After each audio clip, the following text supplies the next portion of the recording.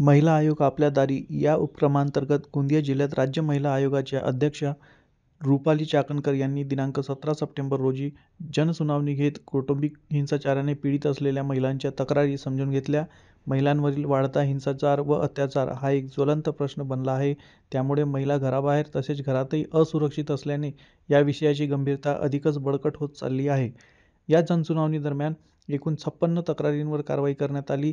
यावेळी राज्य महिला आयोगाच्या सदस्य सचिव नंदिनी आवडे, जिल्हाधिकारी प्रजित नायर, पोलीस अधीक्षक गौरव भामरे, अप्पर जिल्हाधिकारी मिनाज मुल्ला, राज्य महिला आयोगाच्या उपसचिव डॉक्टर पद्मश्री बैनाडे, निवासी उपजिल्हाधिकारी भैयासाहेब बेहरे, उपजिल्हाधिकारी मानसी पाटील आदी पदाधिकारी व कर्मचारी मोठ्या संख्येने उपस्थित होते. गोंदिया जिल्ह्यामध्ये राज्य महिला आयोगाच्या वतीनं आयोग आपल्या दारी या उपक्रमामध्ये जनसुनावणीच्या माध्यमातून 55 तक्रारी या प्रत्यक्ष उपस्थित राहिलेल्या होत्या. या तक्रारदार महिलांमध्ये सर्वाधिक प्रमाण हे कौटुंबिक हिंसाचाराचं होतं.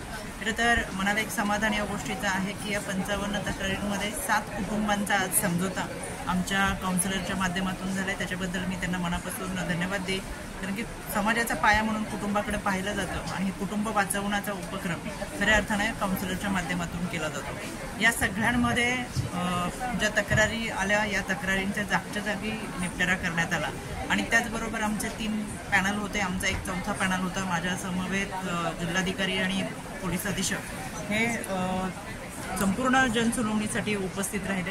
त्यांच्या माध्यमातून अनेक तक्रारींचा निकाल हा जागच्या जागी देण्यात आला. त्याच्यामुळे ह्या गोष्टीचं समाधान आहे की ज्या महिला या ठिकाणी आल्या होत्या त्यांच्या चेहऱ्यावरचं स्मितहास्य ही आमच्या कामाची पावती आणि अनेक वर्ष न्यायाच्या प्रतीक्षेत असलेल्या महिलांना न्याय देण्याची भूमिका आजच्या या जनसुनावणीच्या माध्यमातून घेतली. त्याचबरोबर यामध्ये महिलांच्या काही तक्रारी ज्या होत्या त्याच्यामध्ये आम्ही प्रामुख्याने भर देतो. त्यामध्ये पोलीस अधीक्षक कार्यालय असेल आणि जिल्हाधिकारी कार्यालय असेल यांच्या माध्यमातून बालविवाह, विधवा प्रथा, हुंडाबळी या सगळ्यांचाच खऱ्या अर्थानं समूळ नष्ट करण्यासाठी आणि अंधश्रद्धा निर्मूलनाच्या माध्यमातून खऱ्या अर्थानं चांगल्या पद्धतीचं पुरोगामी महाराष्ट्राचा विचार हा पुढे घेऊन जाण्याचा प्रयत्न या माध्यमातून होईल. राज्य महिला आयोगाच्या वतीनं शिफारस केलेल्या IC कमिटीच्या संदर्भातला GR 22 ऑगस्ट 2025 रोजी आली.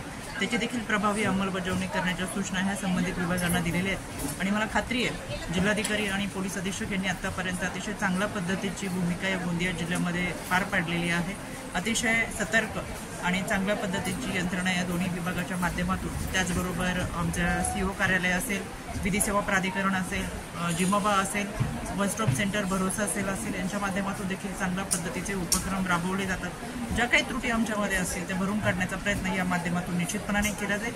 राज्य महिला आयोगाच्या वतीने या सगळ्या गोष्टींचा आलेल्या तक्रारदारांचा पाठपुरावा करून या सगळ्या तक्रारी निकालात तर काढलेल्याच आहेत, पण कोर्टाच्या माध्यमातून न्यायाच्या चौकटीतून जाणाऱ्या काही तक्रारी असतील तर त्या लवकरात लवकर बोर्डवर घेऊन त्यांना देखील न्याय देण्याचा प्रयत्न हा आमच्या विधी सेवा प्राधिकरणाच्या माध्यमातून घेतला जाईल. अतिशय चांगल्या पद्धतीने पार पडलेल्या या जनसुनावणीमध्ये आम्ही महिलांना न्याय देऊ शकलो ही निश्चित समाधानाची गोष्ट आहे आणि इतके कुटुंब एकत्र गोंदिया जिल्ह्यामध्ये आले ते समझोता त्यांच्यामध्ये झालेला आहे. खऱ्या अर्थानं काउन्सिलिंग सेंटरची जी जबाबदारी होती ती त्यांनी अतिशय उत्तमरित्या पार पडली आणि हेच आमचं उद्दिष्ट आहे की कुटुंब विभक्त होण्यापेक्षा एकत्र कुटुंब खऱ्या अर्थानं समाजामध्ये भक्कमपणे उभं राहील यासाठीचा हा प्रयत्न होता. तो यशस्वी होताना दिसतो. त्यासाठी त्यांना मनापासून शुभेच्छा.